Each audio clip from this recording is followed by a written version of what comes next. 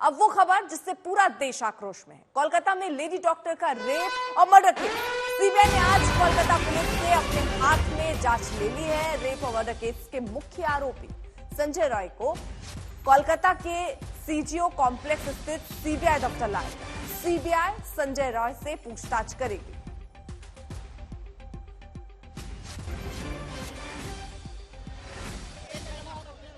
अनुपम मिश्रा हमारे सहयोगी इस वक्त जुड़ चुके हैं। अनुपम, जरा बताइए कि क्या पूछताछ शुरू हो चुकी है और क्या मौकाए वारदात पर भी जाएगी सीबीआई टीम?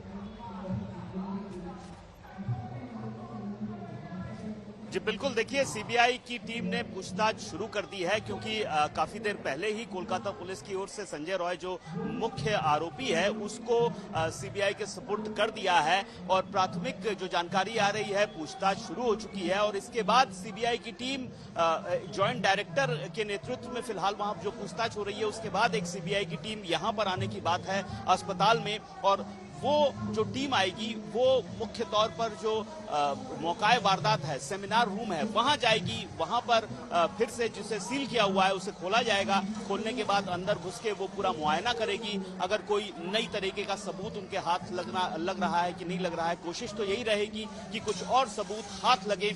इसके अलावा और भी जो लोग थे अस्पताल के लोगों से भी पूछताछ करेगी क्योंकि उस रात में जो विक्टिम थी उसने अपने कई सहयोगियों के साथ डिनर किया था। तो और भी क्लूज पाने के लिए कई पूछताछ का जो दौर है वो भी शुरू होगा।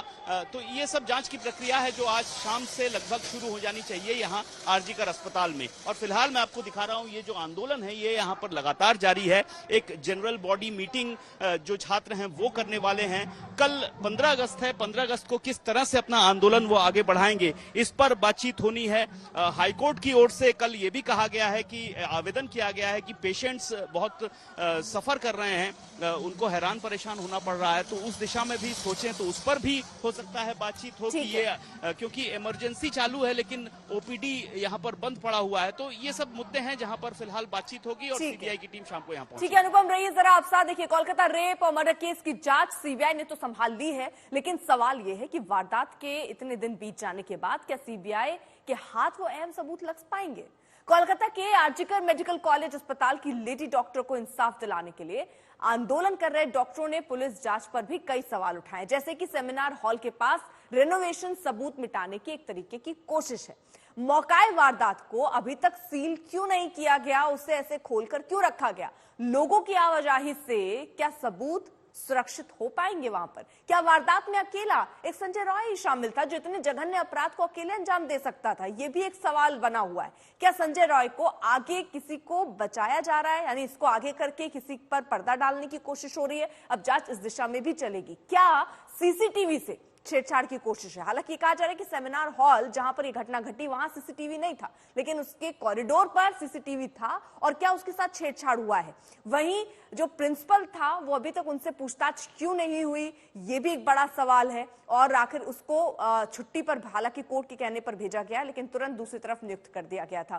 सीधे आपको लिए चलते, गौरव भाटिया इसी मुद्दे पर बोल रहे हैं। ये सबसे पहले जो कलकत्ता हाईकोर्ट का आदेश आया है और इसमें जो निर्देश है वो आपके समक्ष रखूंगा। जो ऑब्जर्वेशंस हैं, हर नागरिक की रूह कांप जाएगी। ये जंगल राज ममता बनर्जी का जो पश्चिम बंगाल में है ये कर क्या रहा है? और कोई राजनीति नहीं है, लेकिन कुछ कड़े सवाल जरूर हैं जो पूछे जाएंगे। इस पिटीशन में याचिकाकर्ता जो मृतक है, द डिसीज्ड, उसके पेरेंट्स हैं। ये बड़ा अहम है। ये जो आरोप लग रहे हैं, ये आरोप लगा कौन रहा है? आरोप लगा रहा है एक पीड़ित परिवार जो अपनी बेटी के लिए न्याय मांग रहा है एक महिला मुख्यमंत्री ममता बनर्जी से। और ममता बनर्जी को पीड़ा नहीं हो रही, दर्द नहीं हो रहा। और यह कहना गलत नहीं होगा कि निर्ममता बनर्जी कि न्याय देने की क्षमता पे सवाल उठा है। आज निर्ममता बनर्जी न्याय नहीं दिलवा पा रही। हम सब जानते हैं कलकत्ता हाईकोर्ट ने इस आदेश में पूरी जांच को सीबीआई को ट्रांसफर किया है। लेकिन क्या परिस्थिति थी, क्या ऑब्जर्वेशंस है, रेशियो क्या है इस जजमेंट का कि ये इन्वेस्टिगेशन को ट्रांसफर करना पड़ा। और बड़ी जिम्मेदारी से मैं कहूंगा,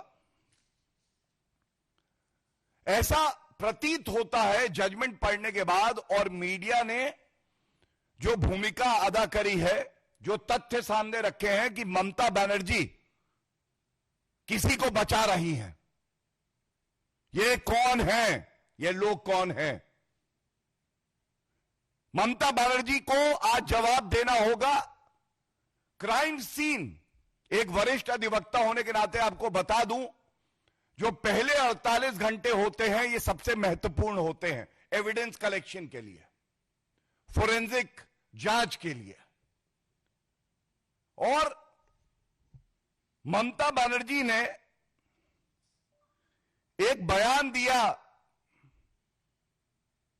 जब ये कुकर्म किया गया, जब ये जघन्य अपराध घटित हुआ, उसके एक दिन बाद कहा कि मैं सीबीआई जांच ट्रांसफर कर दूंगी कुछ दिनों के बाद। तो ममता बनर्जी, आपसे यह सवाल है, कुछ दिनों के बाद क्यों? तुरंत क्यों नहीं?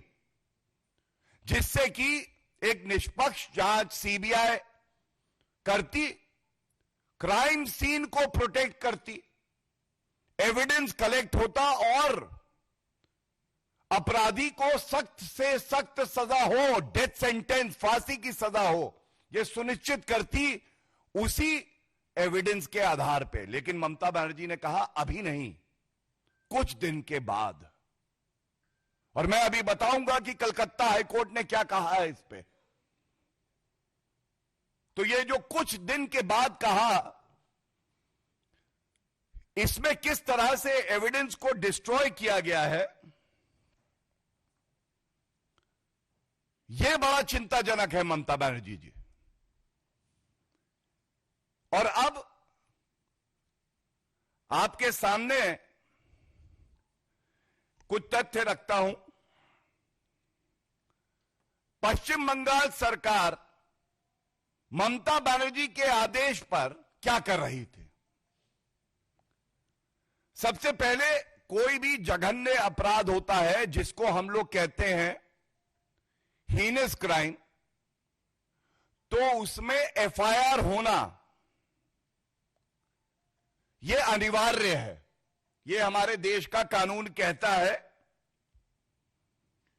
और सबसे बड़ी बात यह है, सुप्रीम कोर्ट ने भी कहा है, ललिता कुमारी का केस है कि अगर इस तरह का जघन्य अपराध हो, a cognizable offence is committed, the state police is duty bound to register an FIR. पहला तथ्य,